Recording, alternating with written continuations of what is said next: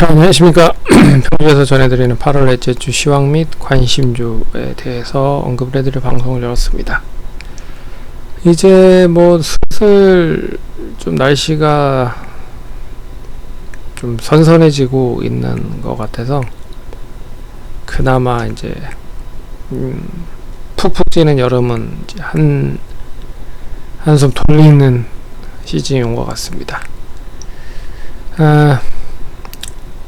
연휴죠. 우리나라는 8.15 광복절 연휴가 80주년이 돼서 이제 광복의 기쁨과 더불어서 계좌의 기쁨까지 같이 맛볼 수 있는 또 한 주가 되셨으면 좋겠습니다. 그럼 본격적으로 방송 진행해 볼게요. 미증시는 일단 추가적인 상승은 좀 강하게 나오진 않았지만 그래도 뭐 특별한 악재가 없는 가운데 마무리가 됐었습니다. 그래서 다우존스 보시면 이제 그러니까 역사적인 신고가를 일단 시초가에는 좀 달성을 했고요. 추가적으로 상승을 하진 못했지만 여튼 역사적인 신고가를 갱신을 했다라는 게 좀 의미가 있고요.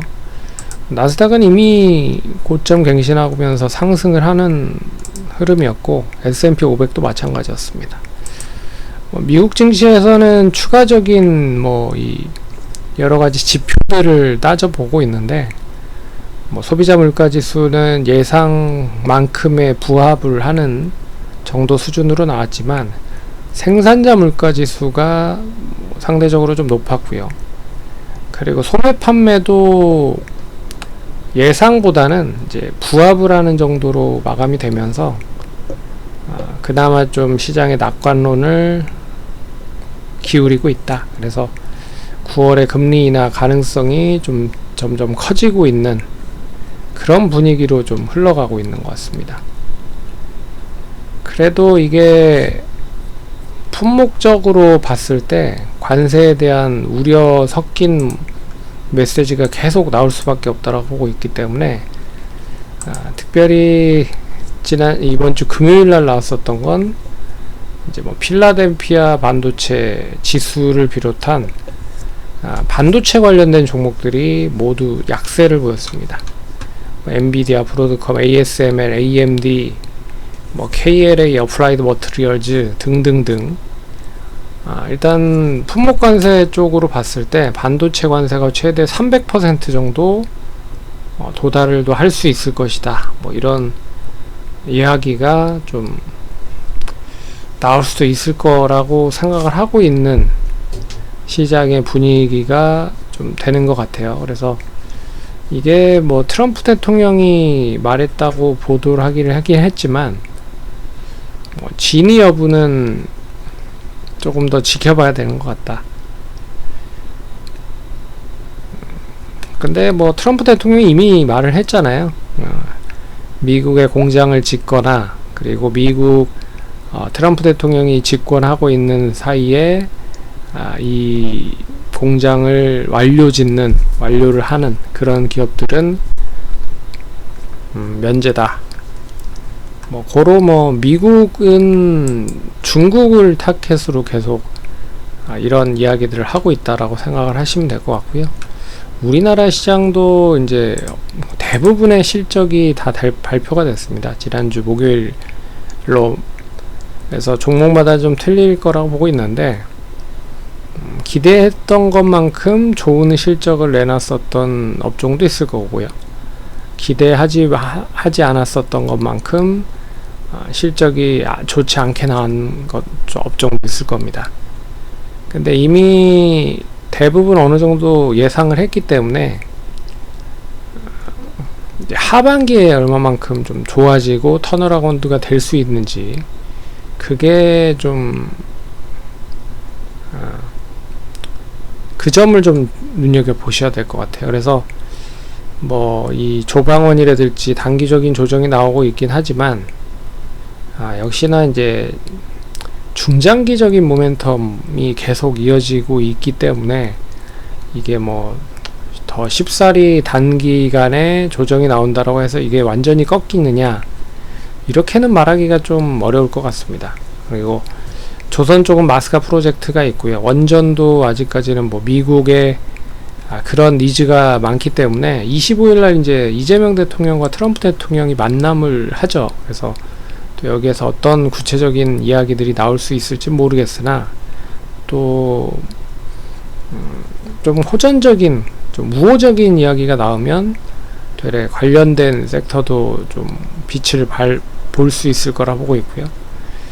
예, 그런 점에서 일단은 보셔야 될 것 같다. 이번 주에 언급을 해드릴 종목은 여전히 제가 보는 입장에선 그렇습니다. 마스카 프로젝트에 대해서도 계속 관심을 가지셔야 될 필요가 있을 것이다 라고 보고 있어서, 선박 만들고 있는 업체는 뭐 직간접적으로 연결이 되고 있긴 하지만, 그래도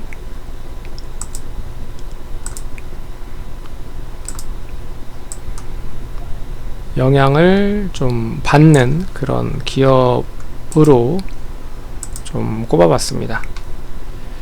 그래서 코리아 서킷은 지난주에 말씀을 해드렸는데, 일단은 월요일날 갭 떠서 시작을 해서 일단 뭐 매수는 안 되셨을 거라 보고 있어요. 1.8% 높게 시작을 했기 때문에 뭐 보유하고 계신 분들이 있다라고 하면은 계속 보유를 하셔도 될 거라고 보고 있지만 1차는 달성이 됐을 거라 보고 있고요. 근데 갭 떠서 시작을 해서 일단은 뭐 매수 불발이다 라고 보시면 될 것 같고, 동국제약은 1차 매수가 달성이 되고 나서 종가 기준으로 매수가 이탈이 되면서 안전마진으로 수익을 좀 챙겼다 라고 생각을 하시면 될 것 같고요. LG전자는 계속 계속 이어지고 있다 보시면 됩니다. 이번 주는 HD 현대마린 솔루션을 좀 보겠는데, 일단 HD 그룹이 이 미국 쪽에서의 여러가지 사업들을 좀 공격적으로 진행을 할 수도 있을 것이다. 일단은 한화는 하나오션을 바탕으로 필리조선수를 인수를 했죠. 그래서 마스카 프로젝트에 어느 정도 합당한 그런 뭐 구조를 만들었다 보시면 될 것 같고, HD그룹도 결국에는 이제 우리나라에서는 제일 1위 시장 점유율을 가지고 있기 때문에, 그런 점에서 미국의 공장, 조선소를 인수를 하거나 새롭게 조선소를 만들 수 있을 확률이 매우 높은 그런 그룹이 될 가능성이 높다. 그런 점에서 HD 그룹, 조선 쪽 관련된 그룹을 좀 보셔야 될 필요가 있을 것 같고요. 그리고 지난주에 또 이제 HD 현대중공업 쪽에서 미 해군 군수지원단 군수지원함 유지보수 관련된 그런 수주를 받았습니다. 이제 거기에 있어서의 수혜도 뭐 직간접적으로 이어질 수 있을 거라 보고 있기 때문에 동사 한번 눈여겨 보셔야 될 필요가 있을 것이다. 역시 2분기 때도 실적이 나름 좋습니다.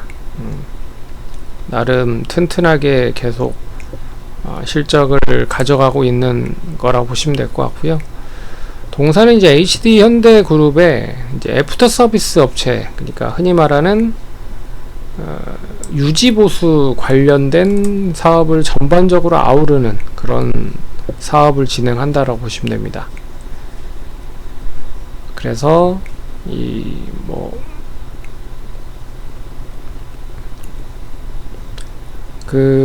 이제 선박을 인도를 하잖아요. 인도를 하면 선박의 출항유나 같은 거를 공급을 하고 연료 제공 서비스를 제공을 하고, 그리고 이제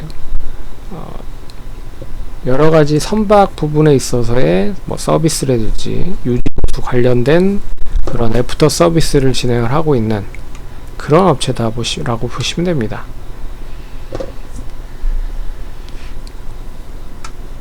그래서 1차적인 목표가는 196,000원에서 190,000원까지 분할로 매수하시면 될 것 같고요. 1차 목표가는 204,000원, 2차 목표가는 214,000원. 그래서 차트 보시면 단기적인 214,000원이 7월 1일의 고점입니다. 그래서 여기 고점 부근 때까지 가면 1, 2차는 다 달성이 될 것이다. 만약에 돌파가 되면 이제 새로운 추세가 만들어질 수 있어서 한 번 더 상승 여력이 높아질 수 있을 것이다 보고 있습니다. 그래서 투자하시는데 참고를 하시면 좋을 것 같고, 그러면 성공 투자하시고 다음번에 또 찾아뵙도록 하겠습니다. 감사합니다.